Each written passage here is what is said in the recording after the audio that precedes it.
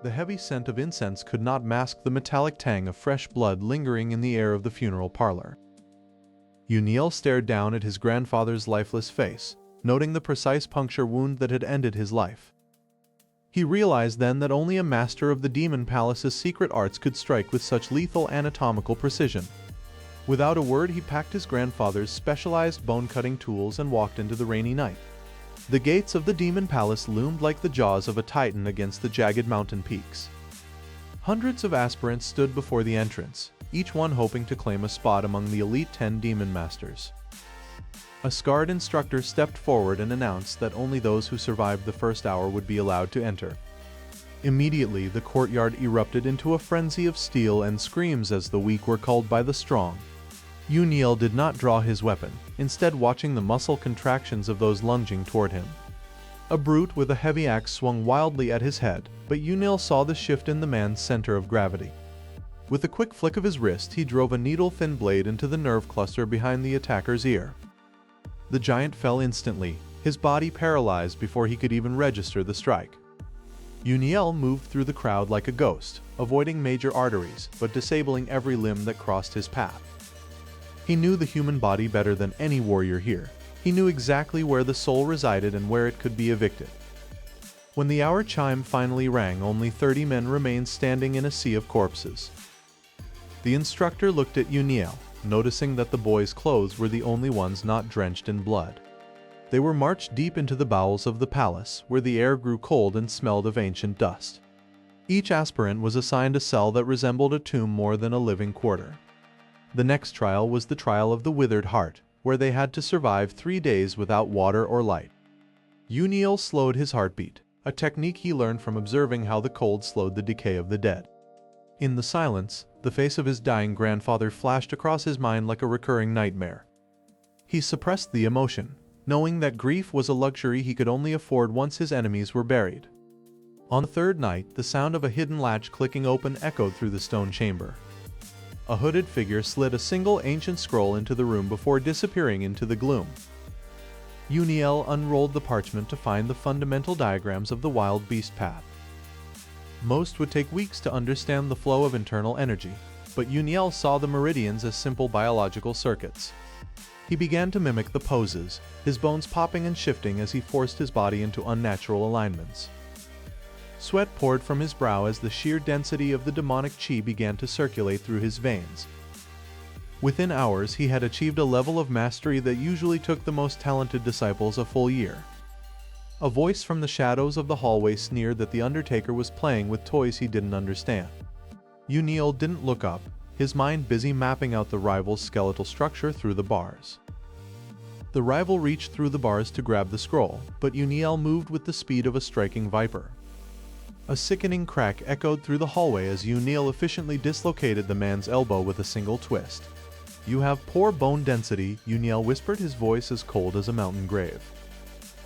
The guards arrived to drag the injured man away, marking him as a failure who couldn't even survive the waiting period. The cell doors finally swung open, signaling the start of the final elimination round for the newcomers. They were led to a massive pit filled with weapons and instructed that only the last 10 standing would become disciples. Yuniel stepped into the sand, his eyes immediately identifying the most balanced short sword in the pile. Suddenly, the ground beneath them began to vibrate as a hidden mechanism released a swarm of venomous serpents into the pit. Other aspirants began to fall as the snakes bit through their boots, their bodies turning black within seconds. Yuniel stood his ground, recognizing the neurotoxin and calculating the exact rhythm of the serpent's strikes. He slashed through the air, his blade moving in the patterns of the wild beast path he had just mastered. Above the pit, a group of senior masters watched with predatory interest, pointing at the Undertaker's efficiency. Just as Yuniel cleared a path, the floor beneath him suddenly tilted, sliding him toward a dark, gaping hole in the center. He plunged into the darkness, hearing the heavy stone slab slam shut above him, sealing him in an underground tomb. From the shadows of the underground chamber, a pair of giant, glowing red eyes slowly opened.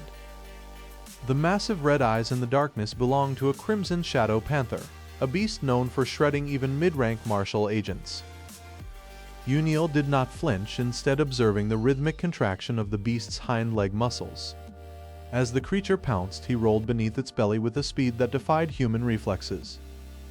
He drove his short blade into the precise femoral artery he had identified just seconds prior. This victory earned him the scroll of the Wild Beast Path, the first of the legendary techniques hidden in the palace. He spent 3 days in isolation, visualizing his own skeletal structure merging with the spirit of the predator. The instructors watching from the mirrors couldn't believe a mere Undertaker was absorbing a decade's worth of technique in hours.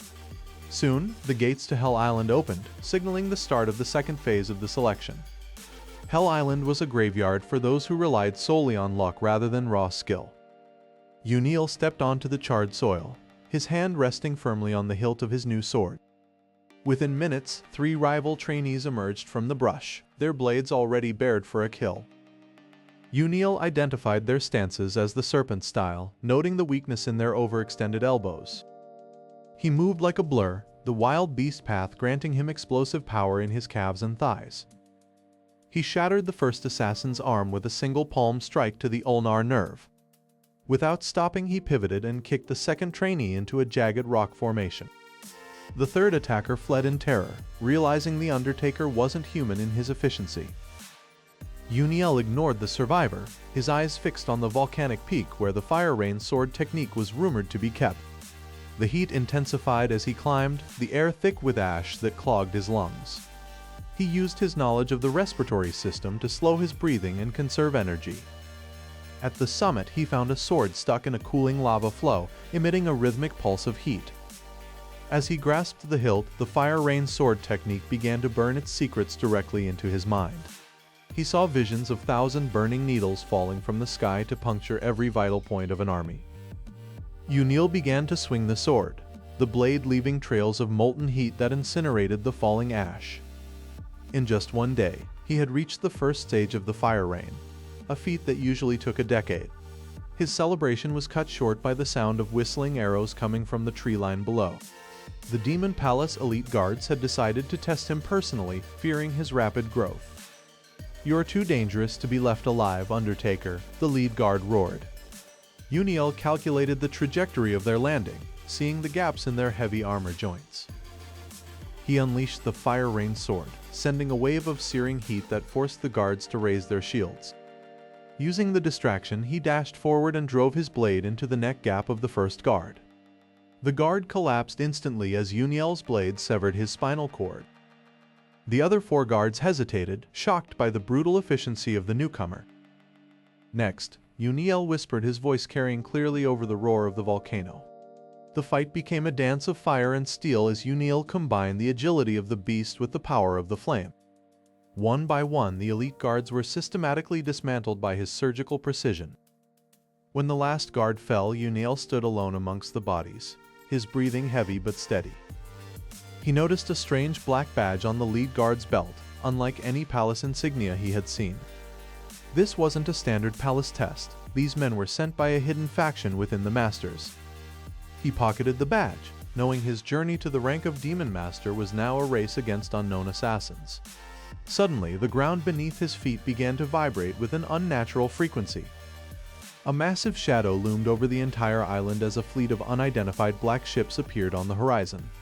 The sky turned a deep sickly purple and a voice boomed from the lead ship across the water. Yuniel realized that the selection was no longer a competition, it had become an all-out war for survival.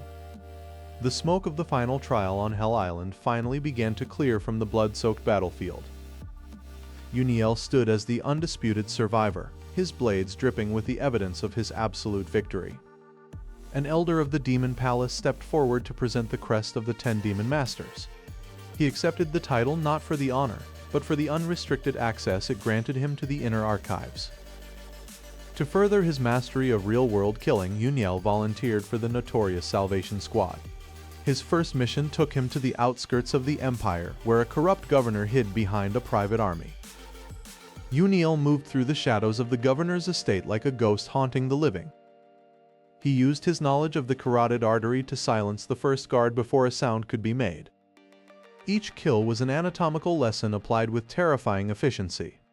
In the governor's private study, Yuniel found more than just a target for assassination. Hidden within a secret compartment was a ledger bearing his grandfather's personal seal. The documents revealed that his grandfather had been framed by the very demon palace elders he now served.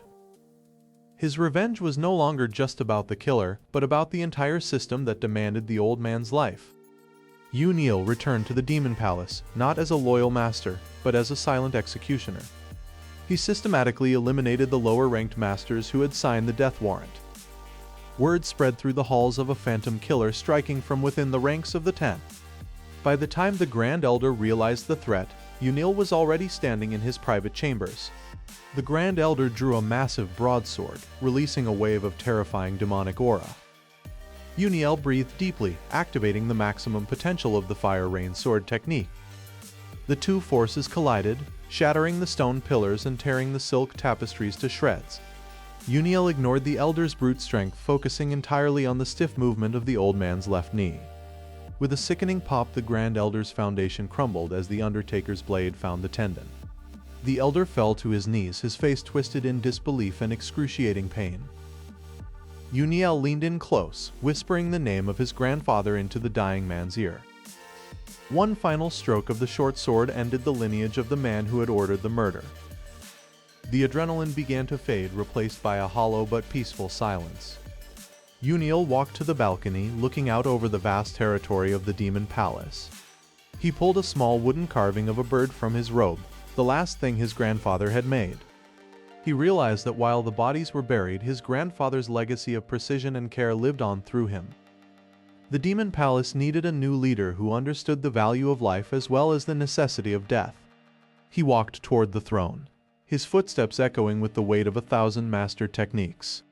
The remaining masters bowed their heads, recognizing the shift in the world's power.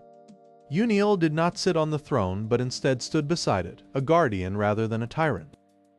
He ordered the construction of a grand memorial park where his grandfather had once lived. The corrupt history of the demon palace was rewritten with the blood of those who deserved to fall. Yuniel looked at his hands, no longer seeing only instruments of death, but tools of justice. A young orphan approached him, asking to learn the art of the Undertaker. Yuniel smiled for the first time in years, offering the boy a small wooden bird. The cycle of hatred had been broken, replaced by a legacy of knowledge and honor. The demon Undertaker had finally found his peace, and the world was safer for his existence.